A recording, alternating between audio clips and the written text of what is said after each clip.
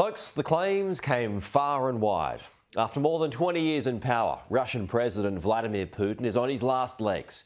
His grip on the Kremlin is weakening. The Russian leadership is eating itself from within. US Secretary of State Antony Blinken claimed cracks have emerged within Putin's government. First of all, what we've seen is extraordinary, and I think you've seen cracks emerge that weren't there before.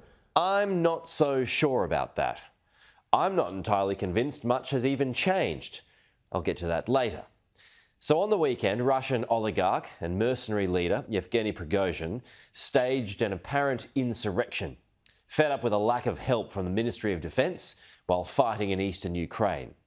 Prigozhin and his troops marched towards Moscow, where Putin's leadership was threatened, and it triggered this angry response from the Russian leader. This is treason in the face of those who are fighting on the front. This is a stab in the back of our troops and the people of Russia. These people who are responsible will certainly be brought to justice on behalf of our people, and the punishment for this monstrous activity will be very harsh. To understand what's going on, we need to know the players who are involved, because much of it comes down to jealousy, power and bitter rivalries. So let's start with Yevgeny Prigozhin, the man at the centre of it all. He's actually an old pal of Putin. Both men were born and raised in St. Petersburg, an important point.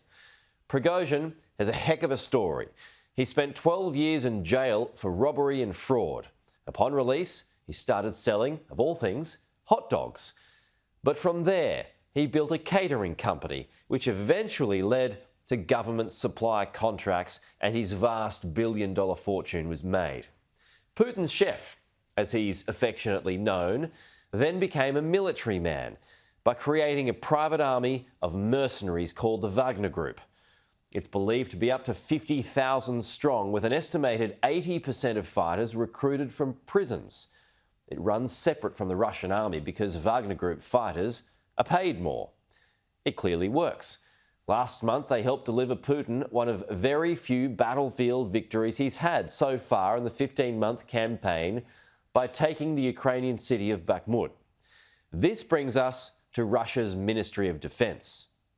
On the battlefield in Bakhmut, Prigozhin claimed victory with an almighty spray, not at Putin, but at Putin's top brass, accusing Defence Minister Sergei Shoigu and Chief of General Staff Valery Gerasimov of treachery by taking credit for his victory while also not contributing any extra help and weaponry. Shoigu and Gerasimov don't come from St. Petersburg. They are part of the Moscow faction. You might recall Putin embarrassing Shoigu publicly last year for the faltering campaign in Ukraine.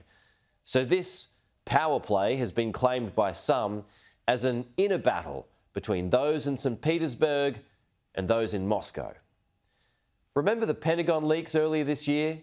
It spoke of a rumour that while Vladimir Putin was undergoing chemotherapy for cancer, Gerasimov helped devise a plan which would divert resources in Ukraine and effectively sabotage Putin while he underwent treatment.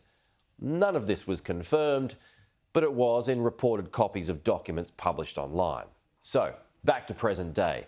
Geopolitical strategist Valina Chakarova tweeted, "The actions of Prigozhin do not appear to constitute an outright coup against Putin. Rather, his challenge seems to be an effort to resist a perceived threat from the Ministry of Defence.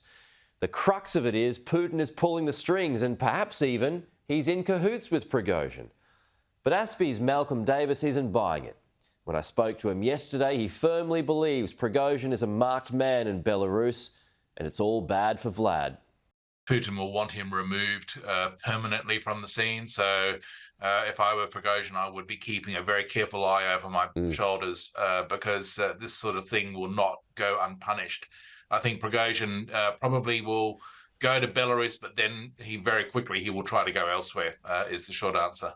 Malcolm Davis may be right, and those predicting Putin's demise may be too. But Putin is not stupid. The ex-KGB strongman has seen it all and dodged it all.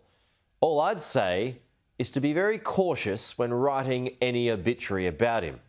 He's as dangerous as he's ever been, and if he is in trouble, then that just makes him even more dangerous. As the BBC reports, Daniel Treisman, a professor of political science at the University of California, wrote last year, the system created by Putin contains so-called tripwires to prevent a coup, noting that officials with armed men at their command lack the mutual trust to organise a conspiracy. In this regime, Mr. Shoigu is kept in check by Wagner, while the mercenaries remain cowed by the military. At the top of the pyramid sits Mr. Putin, the chess master, moving pieces around the board and maintaining balance in the system. Also, something else to dwell on, Russia's next presidential elections are scheduled for March next year. Might Vladimir Putin want to show he's the country's protector-in-chief by fending off a perceived uprising from within, while also lure Ukraine into a false sense of security? In Russia, nothing is ever as it seems. Thanks for watching. To support this channel, please like, share and subscribe below. I'll see you next week.